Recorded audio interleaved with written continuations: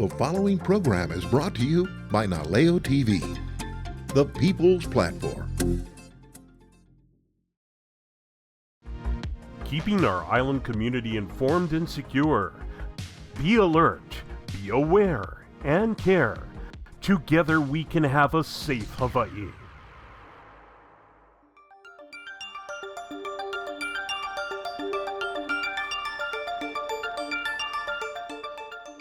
Aloha, I'm Denise Leitonen, and welcome to another episode of Police Profiles.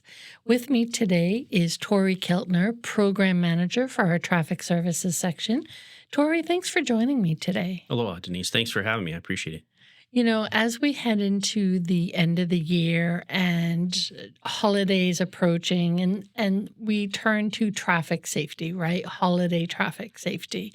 And it's a message that you and I have been coordinating on for years, reaching out to the public, reminding them, don't drive drunk, don't take drugs and drive, don't drink and take drugs and drive. Like, all those things are bad. And we will be doing that messaging again. And yet, you know, we still have fatalities. We still have DUI arrests. We publish our DUI arrests weekly on our website and our social media channels. But I'm curious, what are you seeing in the data? Because I know you see a lot of data on a week-to-week basis. You know, as we continue to remind people to drive safe, what is it that you're seeing these days? Well, I'm glad you brought it up because it is actually a topic that's of great concern. You know, my job at the police department is to track a lot of data and understand kind of how things are going. We definitely are seeing an uptick in the alcohol concentrations that officers are getting. Just recently, we had a DUI arrest that's the highest level of blood alcohol content I've ever seen in my life. And I had a career in law enforcement prior to this, and it was never as high as that. So what was that? It was in excess of 0.5. It doesn't sound real, but that because the legal limit is currently 0.08, and there's a movement to try to drop it to 0.05, which I completely agree with. So we're talking 5.0. How is that person even alive? Never mind behind a wheel. How is that person not dead from alcohol poisoning? It truly, my understanding is that is at a level that could kill and would kill most people. It's just astonishing that we're at that. And that, unfortunately, you know, we do get DUIs that have high levels of blood alcohol content in them.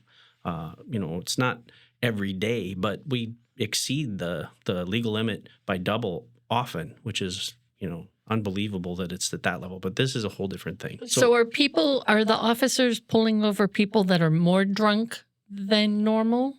Or what you're used to seeing, I guess I should say? There are higher levels because I look at like the actual blood alcohol content and that. So the levels have increased a bit, you know, throughout a year because we do a kind of a trend on that. You know, trending we still are unfortunately high, but right now it's not good to see that kind of indication because as we move into the holiday season, people unfortunately. They seem to consume a little more alcohol. They use drugs, medication, and you know, recreational drugs, and that can, you know, it increases during the holiday season. I think because people are at gatherings and they're, you know, interacting and doing that stuff, and it may not start out as intended to be harmful. You know, one of the things we've talked about recently was that many of the people that are out here driving get arrested for DUIs. They're not, you know, incredibly bad people. They started with making one bad decision and it just cascaded because, you know, once you have consumed any level of alcohol, you are impaired. That's where the 0.05 thing comes in, and at that level, we know that people's judgment starts to be impaired, their abilities are impaired, and then it just cascades. The more impaired they get, the less that they're. And it's one bad decision. You know, when we talk impairment, we mean drunk driving, but also drug driving. Correct. And people forget that drug driving and even prescription medications, you know, you might be injured and your doctor prescribes you something and it says do not operate heavy machinery. Well, your car is also heavy machinery.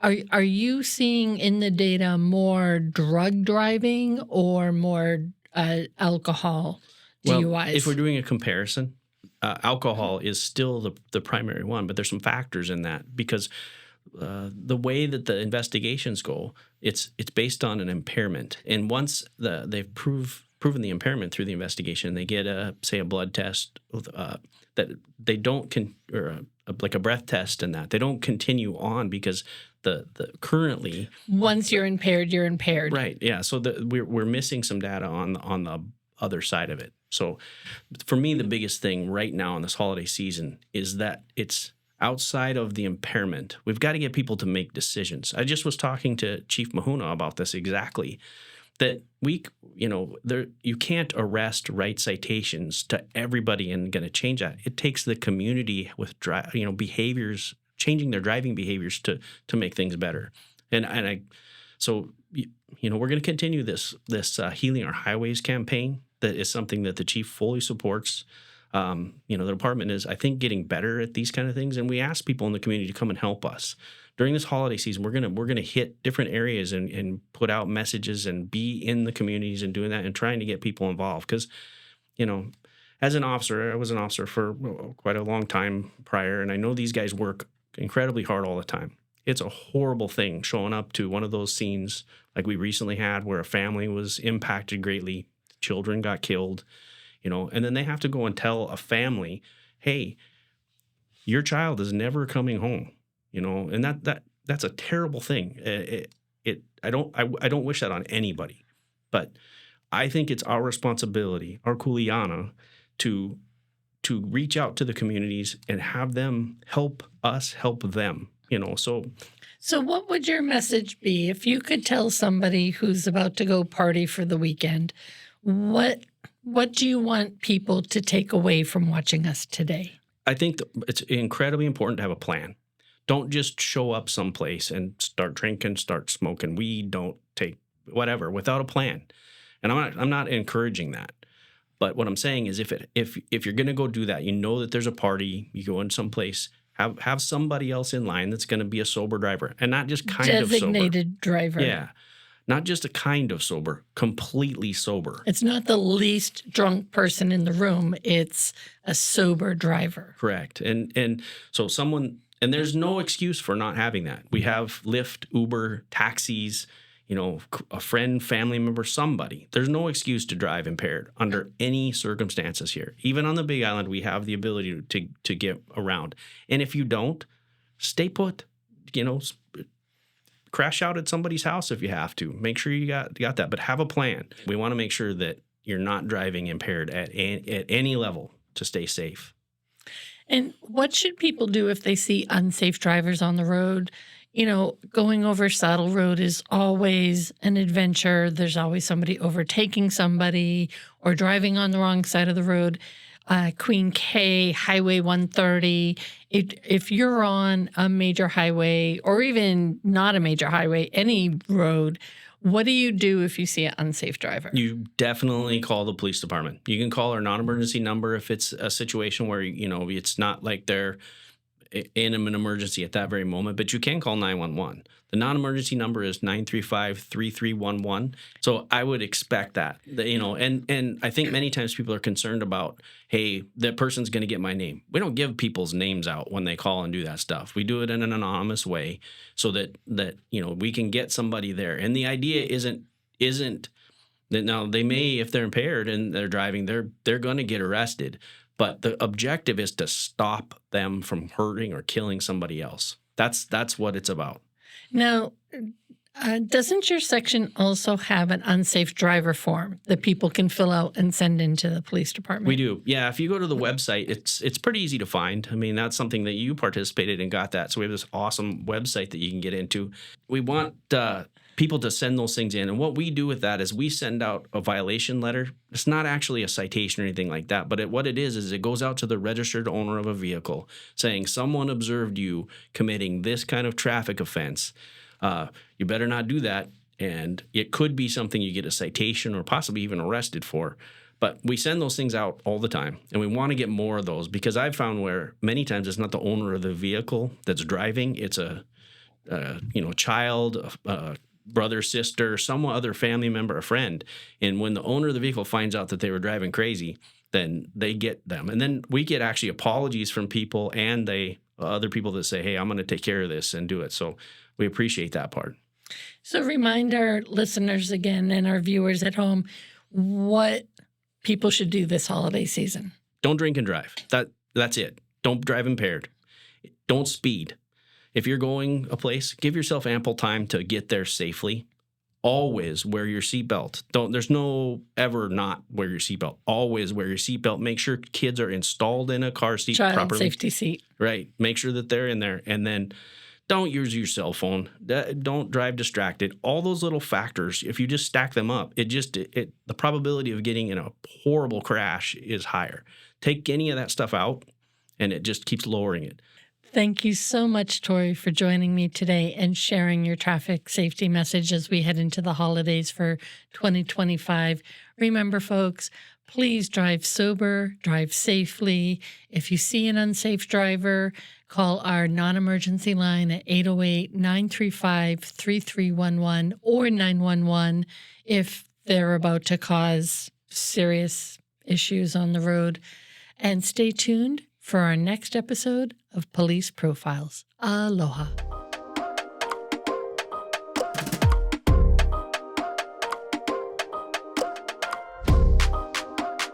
Hey everybody, welcome back to another edition of the Fire Prevention Party. I am Battalion Chief Roy Henderson with the Hawaiʻi Fire Department in the Fire Prevention Branch. And today we have a very, very special guest. All right, okay. Welcome everyone. Our public information and education specialist, super awesome social media person, and plus artist and other amazing things, Miss Jordan Matz. Everyone, round of applause. Yeah.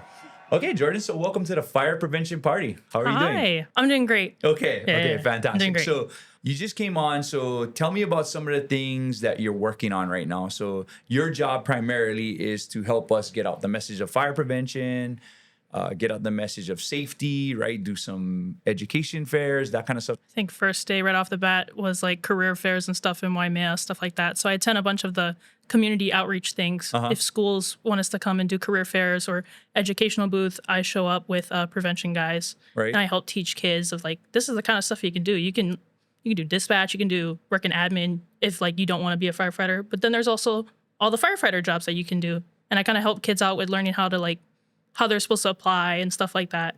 Also just like, yeah, just different pathways and things you can do. And then... Well, I think this is a pretty important one, right? Because I think a lot of people think that to serve the community in the fire department that you have to be a firefighter.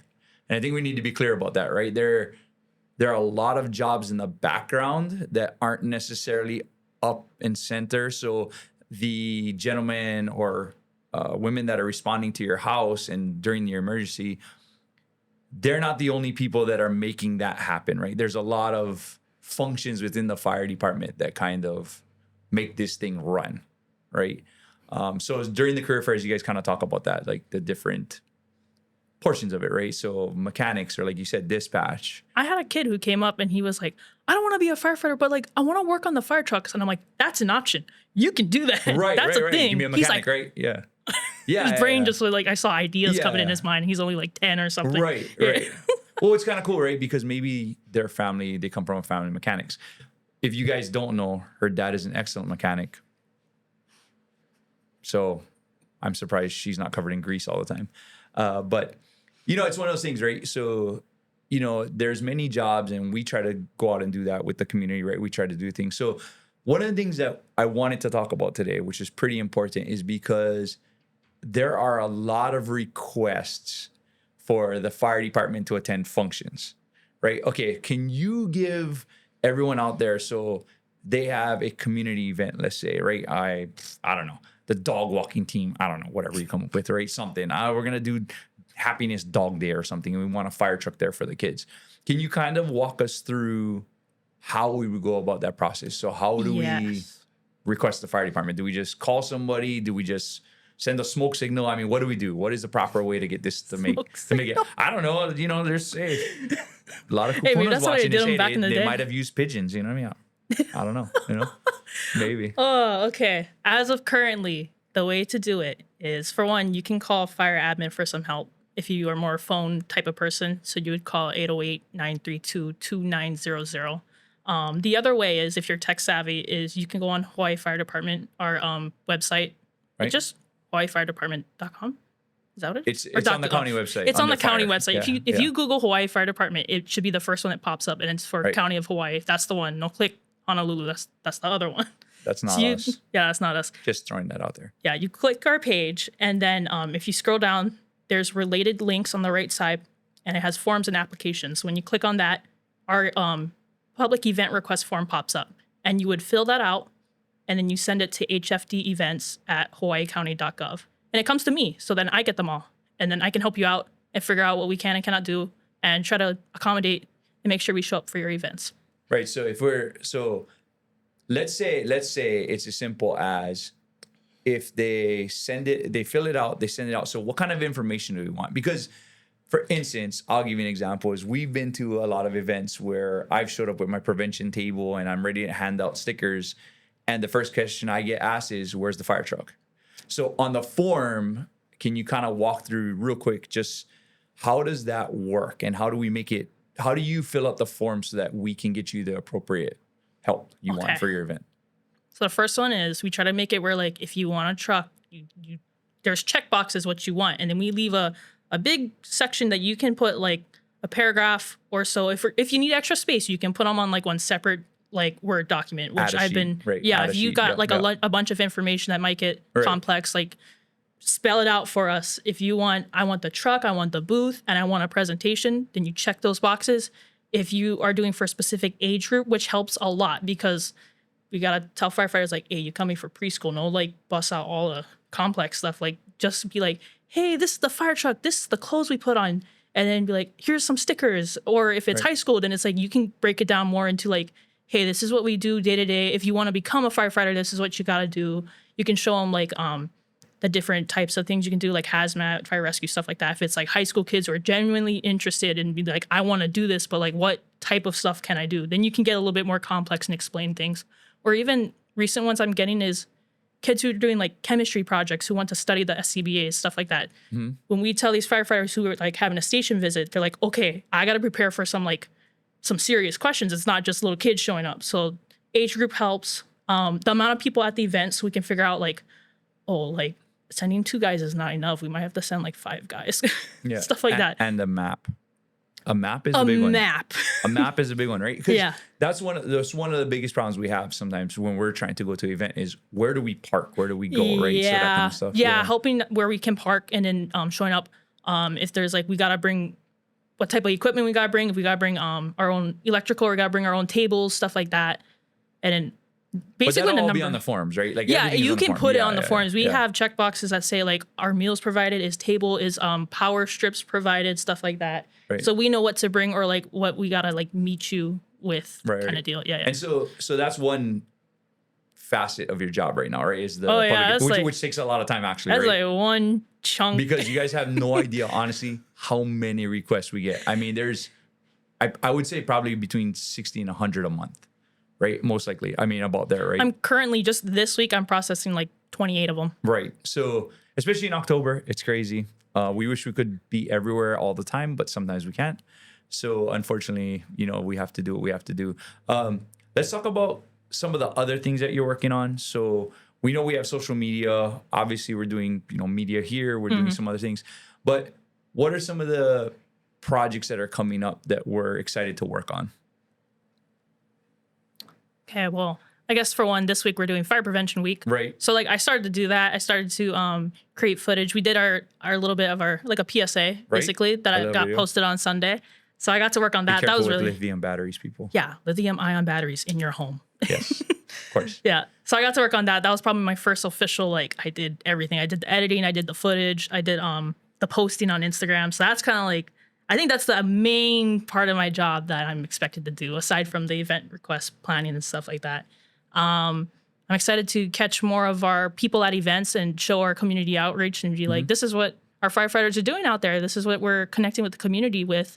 Because a lot of times we attend the events, but like we forget to show like, oh yeah, like this is like we were there, you know? Doing, right? So I'm like, oh, this is what we're doing. Like, yeah. we forget to catch. We're so in the moment, we forget to like capture the moment. Right.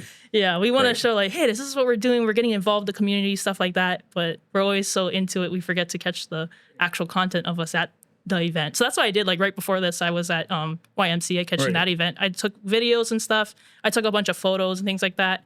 It's like to share with the community and stuff like that. Right. So one of the things I'm always excited about is our opportunity to not only display what the fire guys are doing, but we have other projects coming out. I know we talked about them, you know, such as our lifeguards. Like a lot of people don't even know that the lifeguards are now under the fire department. Yeah. Right. And they're a big part of what we're doing right now. And so we have that. We have, you know, helicopter pilots. We have all kinds of cool stuff going on that we really want to highlight, I guess. So these are projects we're kind of going to work on. And so you guys should see some stuff coming out about that hopefully soon. Right. And obviously one of the biggest ones we do every year in December at the county building. Magic of the season. Magic of the season. Wait, you can't tell everybody what we're doing though. Because some of you people from other departments might be watching and we don't want you to steal our idea. Right. But every year at the county building, you know, we want to invite you. Obviously, this is coming up in December, right? The beginning of December, usually first week of December, second week of December. And, you know, everyone at the county building here in Hilo puts off just a great show. I mean, it's really ramped up over years from... It's like the highlight of our jobs. Yeah, it's super fun, it's right? Really it's super fun. Like, everybody hits Christmas. They're like, Christmas county is fun, goes all out. Right. And a lot of people are really stepping up and making it interesting and putting a lot of work in the display. So that's one of the big things we have coming up. That's one of her big projects right now we're going to work on. It's my favorite. Yes, it's going to be fun. And if it comes out terribly, we're blaming her. It's not going to. It's not going to come out terribly. It's always going to be fun. Yeah. I'm on the job. It's always going to be fun. Yeah.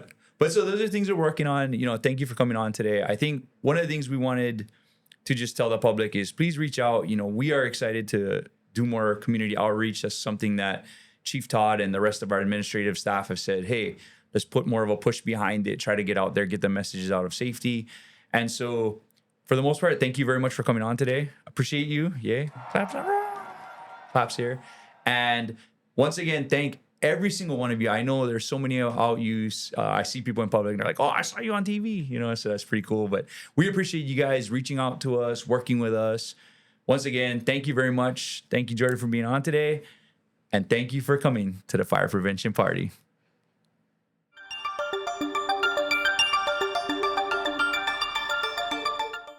I am Officer Kaipo Arello of the Hawaiʻi Police Department, and I am here to ask for your assistance in locating individuals who you will see in just a moment. Our department depends on you to work with us by acting as our eyes and ears out in the community. If you provide an anonymous tip through Crime Stoppers, you may be eligible for a reward of up to $1,000. Crime Stoppers is a volunteer program run by ordinary citizens like you who want to keep our community safe. Here's how it works. First, get a code. Next, use your code to track your status and then collect your reward. It's that easy. Here are some individuals we need your help in locating. Please call if you know their whereabouts. We are looking for 37-year-old Aaron Kaolovi, who is wanted on one outstanding warrant with a total bail amount of $20,000. Kaolovi is described as having a heavy build, about 6 feet tall, 350 pounds, with black hair, brown eyes, and a large Polynesian-style tattoo covering his right forearm. Kaolovi's last known address is in the Waimea area, and he is known to frequent the Waikoloa Village and Waimea areas. Help us locate 29-year-old Joshua Kealoha, who is wanted on a $2,000 warrant stemming from a previous arrest for excessive speeding, DUI, and driving with a suspended or revoked driver license. Kealoha is part Hawaiian, 5 feet 7 inches tall, 150 pounds, with brown hair and hazel eyes. He is known to frequent Waimea and Kailua Kona areas. Be on the lookout for 23-year-old Skeoni Matthew, who is wanted on one outstanding warrant with a total bail amount of $5,000. Matthew has an average build, is 5 feet 10 inches tall, 179 pounds, with a long black hair, brown eyes, as well as a mustache and beard. His last known address is in the Waikoloa Village area, and he is known to frequent the Waikoloa Village and Waimea areas. We are looking for 44-year-old Jamie Ross Kerr, who is wanted on 3 outstanding warrants with a total bail of $850. Kerr has an average build, is 6 feet tall, 175 pounds, with brown hair and blue eyes. His last known address was in the Waikoloa Village. He is known to frequent the Waikoloa Village and Waimea areas. We're looking for 43-year-old Paul Race Joaquin of Honoka'a, who is wanted for a $50,000 arrest warrant. Race Joaquin is 5 feet 7 inches tall, 150 pounds, with black hair, brown eyes, and numerous tattoos on his face and body. He is known to frequent the Puna, Hamakua, and Ka'u districts and should be considered armed and dangerous. Help us locate 39-year-old Casey Huya Sam, who has 2 outstanding warrants totaling $35,000. Known to frequent the Honoka'a and Waimea areas, Huya Sam is 5 feet 10 inches tall, 190 pounds, with black hair and brown eyes. Please help us locate 43-year-old Adam Nacionales, who is wanted on 2 arrest warrants totaling $100,000. He is 5 feet 9 inches tall, 200 pounds, with black hair and brown eyes. Nacionales is known to frequent the downtown Hilo and Wainaku areas. Please help us locate 31-year-old Kapono Ikaika Cruz Labrador of Hilo, who is wanted for an outstanding traffic warrant. Labrador is described as 5 feet 5 inches tall, 160 pounds, with black hair and brown eyes, as well as numerous tattoos on his neck and body. Be on the lookout for 26-year-old Yerosen Amaro Trujillo Ramos of Captain Cook, who is wanted for an outstanding grand jury indictment warrant. He is described as 5 feet 8 inches tall, 160 pounds. We are looking for 39-year-old Keali'io Kekaika, who is wanted for 2 outstanding warrants and 4 APBs. Kamonu is described as having a medium build, 5 feet 11 inches tall, 180 pounds, with black hair and brown eyes. He frequents Lower Puna area, mostly in the vicinity of Kalapana and Leilani Estate subdivision. Please help us locate 33-year-old Christopher Matos, who is wanted on 3 outstanding warrants and 6 APBs. Matos has a large build, is 5 feet 11 inches tall, 195 pounds, with short black hair and brown eyes. He is known to frequent the Lower and Upper Puna area. Matos is also known to be armed and dangerous and should not be approached. Call us if you know the whereabouts of 45-year-old Lena Schlitzkes, who is wanted on an outstanding warrant. Schlitzkes is described as 5 feet 9 inches tall, 180 pounds, with shoulder-length black hair and brown eyes. She is known to frequent the Lower Puna area, particularly the Hawaiian Beaches subdivision. Please help us locate 28-year-old Johnson Heckers, who is wanted for questioning regarding multiple vehicle theft investigations. Heckers is described as 5 feet 7 inches tall, 150 pounds, with black hair and brown eyes. He is known to reside in the Ocean View area. Please be on the lookout for 44-year-old Ross Piper of Ocean View, who is wanted on 2 outstanding warrants totaling $2,000, as well as for questioning relative to multiple criminal investigations involving auto theft. Piper is described as 5 feet 9 inches tall, 165 pounds, with brown hair and brown eyes. Call us if you know the whereabouts of 39-year-old Kendrick Sanders, who is wanted for questioning for multiple criminal investigations involving violating a temporary restraining order. He is described as being 5 feet 11 inches tall, 180 pounds, with brown hair and brown eyes.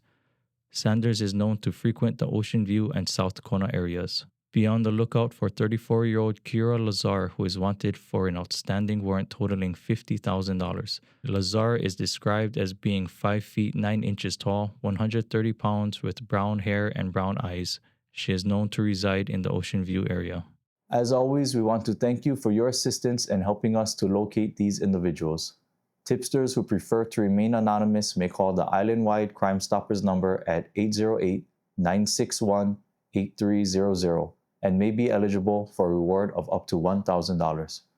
Crime Stoppers does not record calls or use caller ID.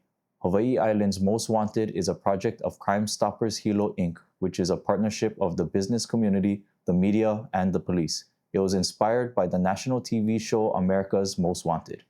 I am Officer Kaipo Arello of the Hawaiʻi Police Department. Mahalo for watching.